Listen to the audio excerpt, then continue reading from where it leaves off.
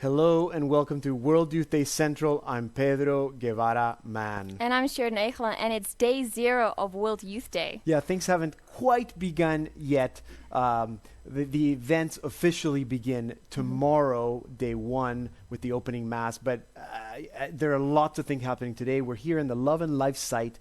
This is the home for English-speaking pilgrims. It's in the Palacio de los Deportes in the central, in Madrid, and it's a site sponsored by the Knights of Columbus and the Sisters of Life. There's been a lot of activity here as things have been setting up and we've been preparing for World Youth Day. But it's a national holiday for Spaniards, and it's the feast of the Assumption of Our Lady. Yeah. And Spaniards, they love Mother Mary. There are several indications of this. They've got many tributes to her reflected in art and architecture, and especially in their piety. It is. In fact, Spain is known as the land of Mary. Now, and you don't see it just with Mary. You see it, there's a huge history, Catholic history, in this country. And we're going to get a chance later on during the show to meet a group of pilgrims who had a chance to, they're preparing for World Youth Day, had a chance to get to know the Catholic history of this country. And we'll also introduce to you the patron saint of Spanish clergy.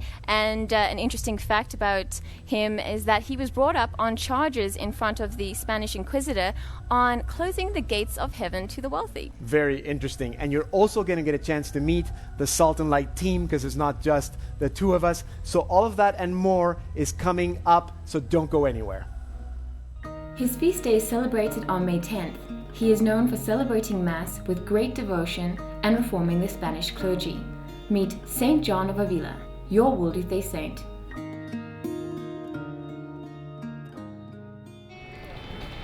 I think you were jet lagged. Hi, my name is Father Chris Valka. I'm a Basilian priest from the University of Windsor. It's great to be here with the Salt and Light team in Madrid. This is my 3rd World Youth Day, and I'm looking forward to this World Youth Day because this is my first time to be at World Youth Day as a priest. And so I'm looking forward to being here from that perspective and witnessing the joy and the hope and the faith that is the great part of this event. Hi, my name is Wally. I'm a camera guy here on Salt and Light Television Network. This is my 3rd World Youth Day, and I hope your time here is going to be as great as mine. Hello, my name is David. This is my 4th World Youth Day. I was working in Germany for 1 year to welcome everybody there, and now I'm so happy to welcome all the pilgrims in my country and in my city.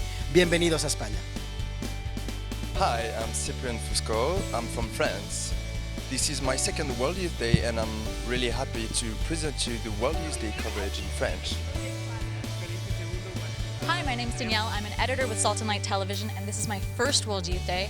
It's actually only been a year since I've been a Catholic, so I'm really excited for this great experience of the Church to come together in Christ and to help deepen my faith.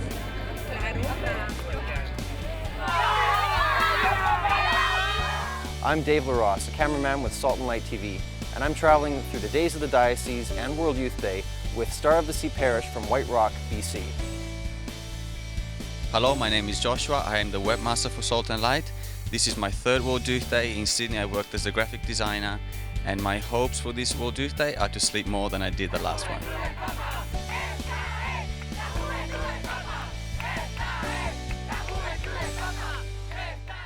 And that, of course, is not our full team.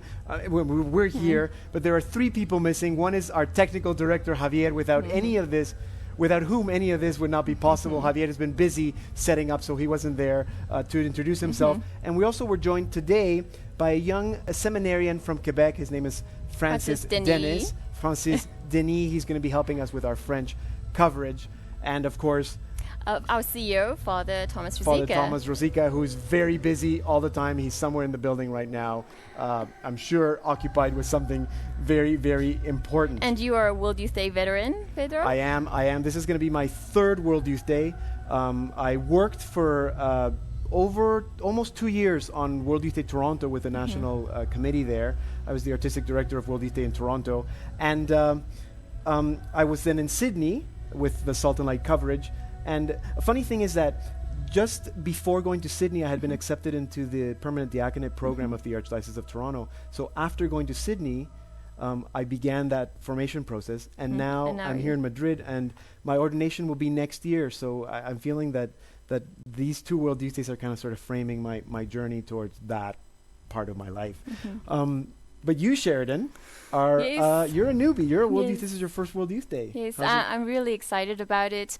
It's one thing to study the concept of the universality of the church, but today when I was at the airport, I really enjoyed seeing all these pilgrims coming into the airport, Brazilians and Indonesians and Filipinos, and it was incredible. And I love the joy that I'm experiencing just by seeing my faith reflected in others. And there's something about World Youth Day that's so many, the joy of World Youth Day, that if you really want to experience church, you have to come to a World Youth Day, because in the midst of all the chaos and the distractions, that is church and is joyful. Now, this World Youth Day is special, I think, because already this World Youth Day has the largest number of registered pilgrims. We have over 600,000 registered participants in this World Youth Day. And 6,000 of them are Canadian, and they've been preparing for months in advance, Eucharistic adoration, praying the rosary,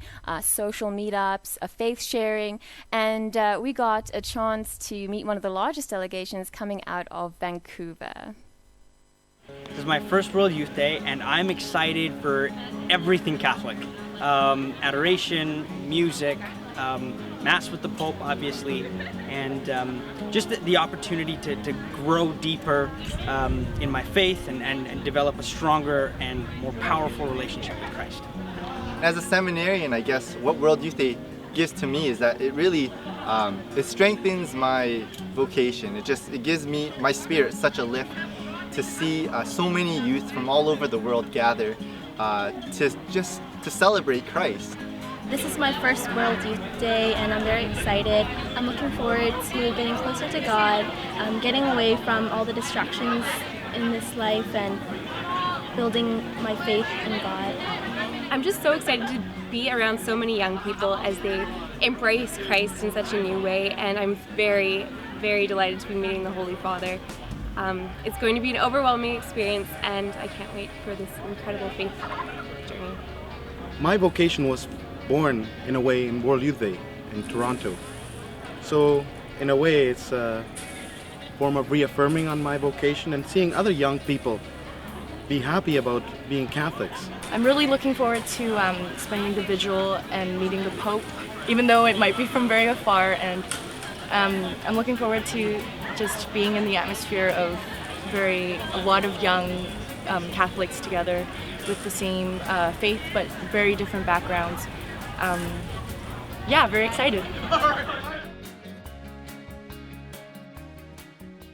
And you can find out more about what other Canadian pilgrims have been doing to prepare. We've got segments on Toronto, Montreal, and Edmonton, and that's all available at wyDcentral.org.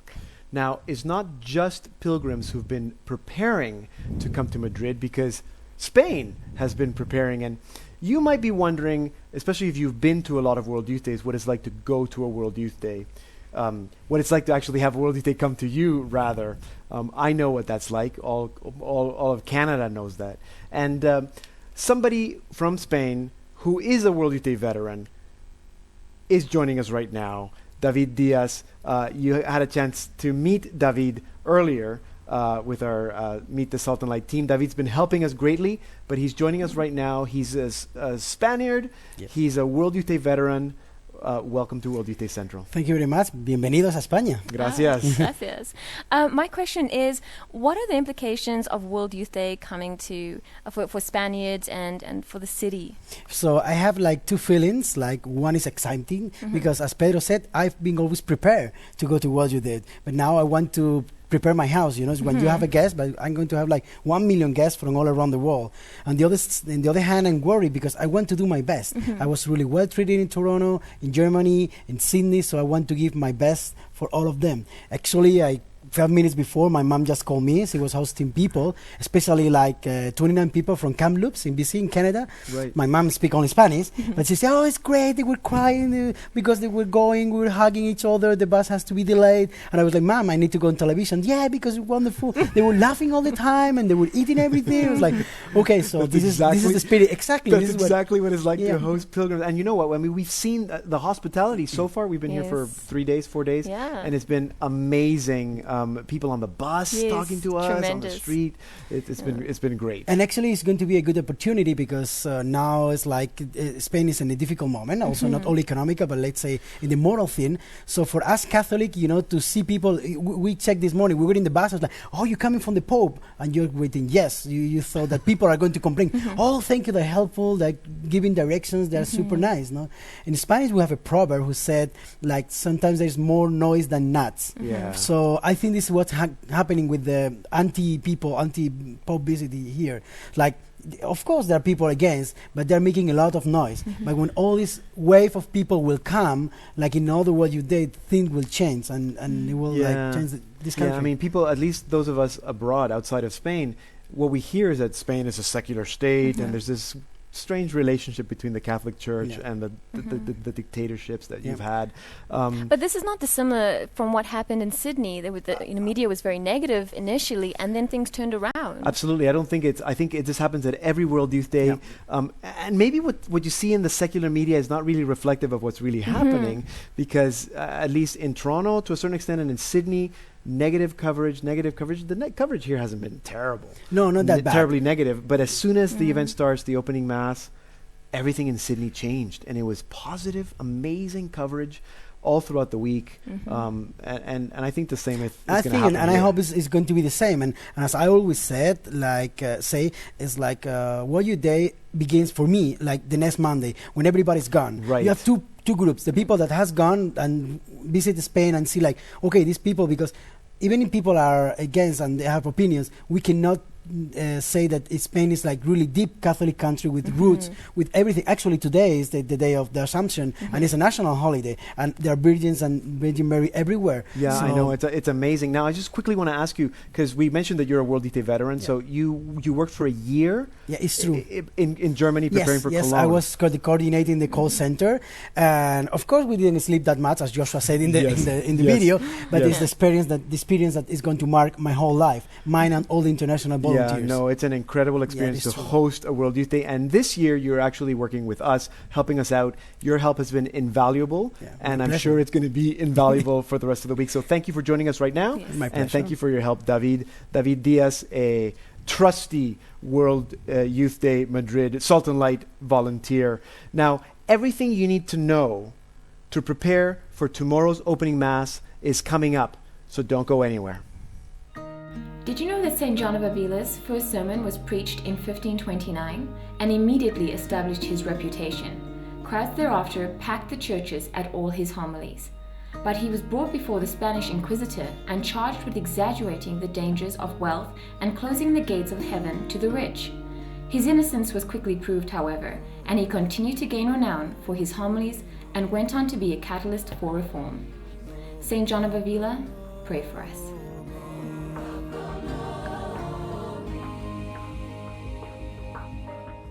The surest way to become a saint is to pour oneself into the mold of Mary, and that's Saint Louis de Montfort.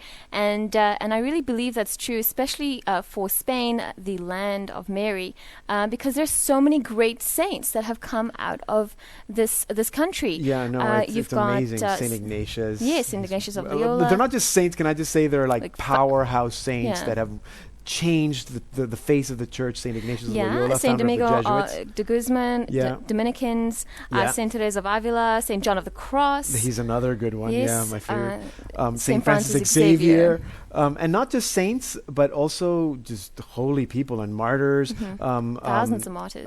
The founder of Opus Dei, Saint Jose Maria Escrivá, and also pilgrimage sites and shrines like Santiago de Compostela, which was the site of World Youth Day 1989. Exactly. So a lot of our viewers might be familiar with that site and the Camino of Santiago, which a lot of people, not just Catholics but anybody, does that pilgrimage site. So what some pilgrims have been doing in preparing for World Youth Day is that they've actually been visiting a lot of these holy sites and shrines around Spain. And one of these groups is a group of college Knights of Columbus, and David Nalieri of the Knights of Columbus brings us that story. More than 1 million young people will soon descend on Madrid for World Youth Day, but many pilgrims have been arriving early. I had the chance to go on a pre-World Youth Day pilgrimage with more than 20 members of the Knights of Columbus College Council program. These young knights travel to some of the iconic religious sites in Spain to prepare themselves spiritually for World Youth Day.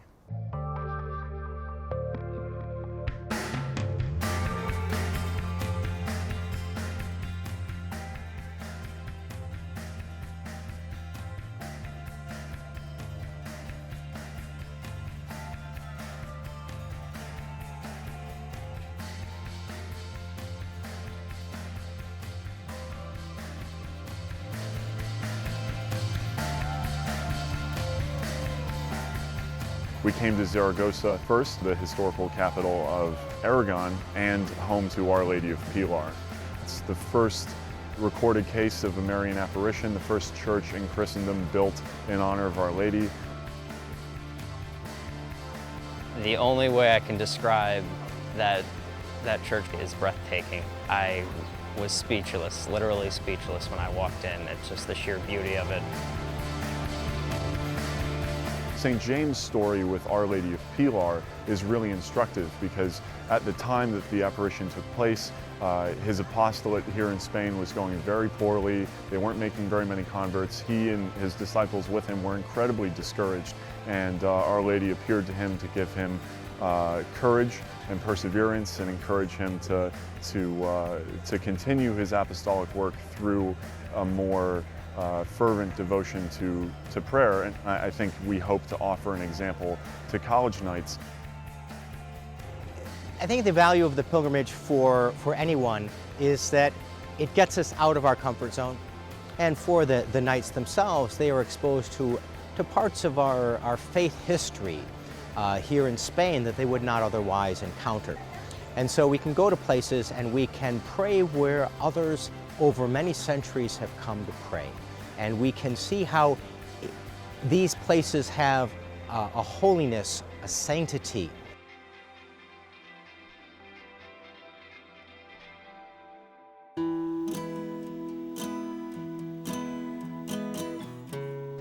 We got to Manresa, which it's this church built into a rock, a cave. So we were able to have Mass there in the cave where St. Ignatius actually wrote the spiritual exercises, which was just amazing.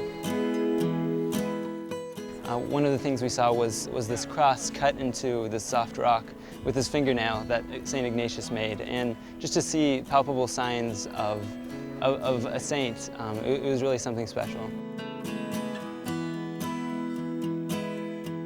Today, the College Knights visited two different sites of particular importance to the spiritual history of the region. One is Manresa, and the other is the monastery at Monistrol de Montserrat.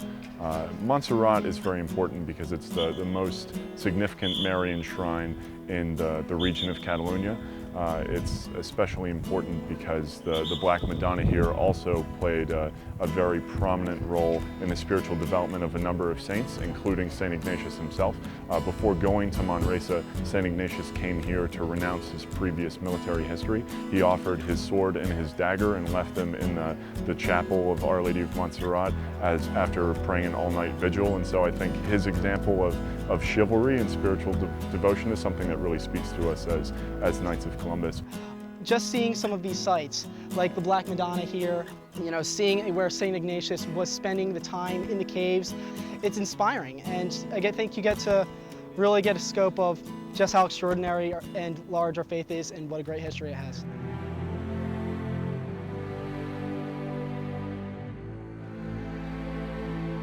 Coming to these places has been an excellent opportunity to deepen my own faith, especially in preparation for World Youth Day coming up in a couple days. So to experience these places where Our Lady appeared to saints and where great devotions have been to her throughout the ages really gets me in tune with the history of our faith and the way in which that if it's worked for other people, it can benefit me as well.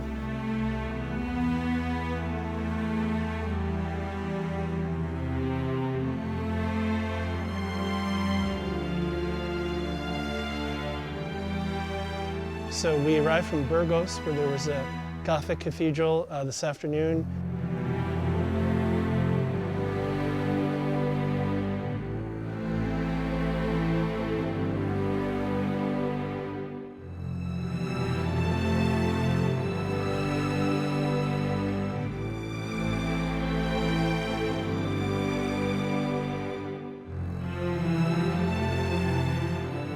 Came to Caleruega, which is the birthplace of St. Dominic, and so we visited what was his ancestral home, which is now the monastery of the Dominican nuns, and we just celebrated Mass in the crypt where he was baptized. Father, call him to mind the death of your Son, endure for our salvation. So we hope that much as St. Ignatius would refer to Scripture in saying that he came to set the world on fire and wished it was already blazing, we hope that the college knights who came on this pilgrimage can learn from this experience and be inspired to go back to their campuses and renew a sense of Catholic identity in their universities and also a commitment to holiness in parish life. As we made this pilgrimage, we attracted a lot of attention from locals. One woman approached me at the Basilica of Our Lady of Pilar in Zaragoza, telling me that the sight of more than 20 young men kneeling in prayer was the greatest sign of hope she has seen for the future of the Church. Reporting for Salt and Light Television, I'm David Nalieri. Imitate St. John of Avila by cultivating a profound love for the Eucharist. Be a reformer and preach the truth, even though you may be persecuted for it. St. John of Avila, pray for us.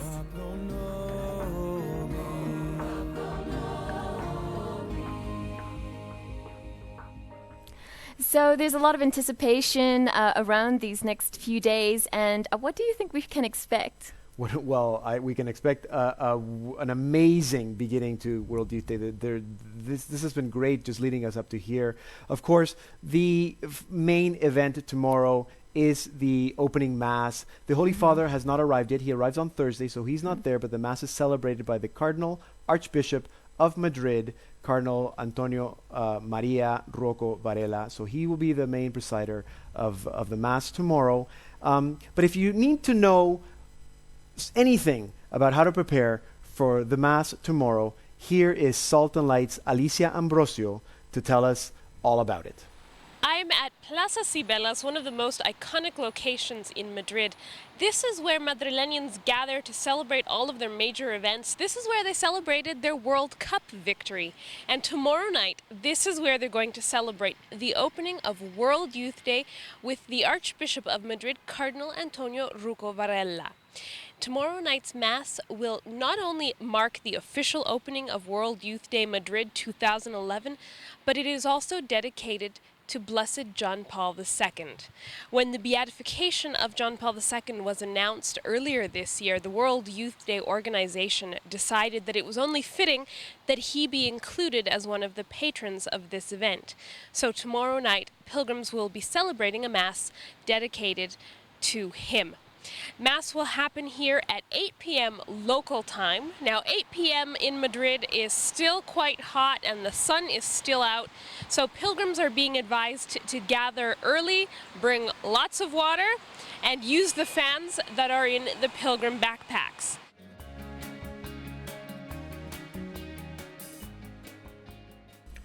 Now, Sheridan, I know you're going to the opening Mass. Mm-hmm.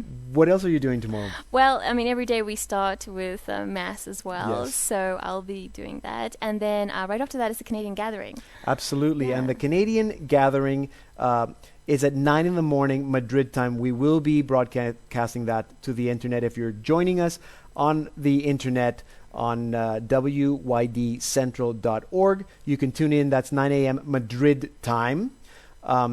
And then if you stay watching us on the internet, there's the Australian National Gathering. So this is the gathering for all the Australian pilgrims will be at noon, Madrid time. And then a whole bunch of youth festival events. There's a couple concerts, keynote speaker, I believe Father Robert Barron of Word on Fire, one of the speakers. So you can be watching youth festival events all afternoon at WYDcentral.org. And then, of course, the opening Mass is at 8 p.m. Madrid time, but our coverage begins at 7:30 if you're watching us at wydcentral.org, 7:30 p.m. Madrid time. If you're watching us on our digital network on Salt and Light Television in Canada, the coverage of the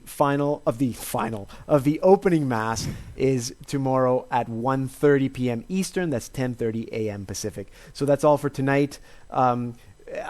This is going to be an exciting week, Sheridan. Yes, so I'm really looking forward to it. So am I. So thank you for being with us. This has been all for our daily World Youth Day Central update. I'm Pedro Guevara Mann. And I'm Sheridan Eichela. Peace be with you.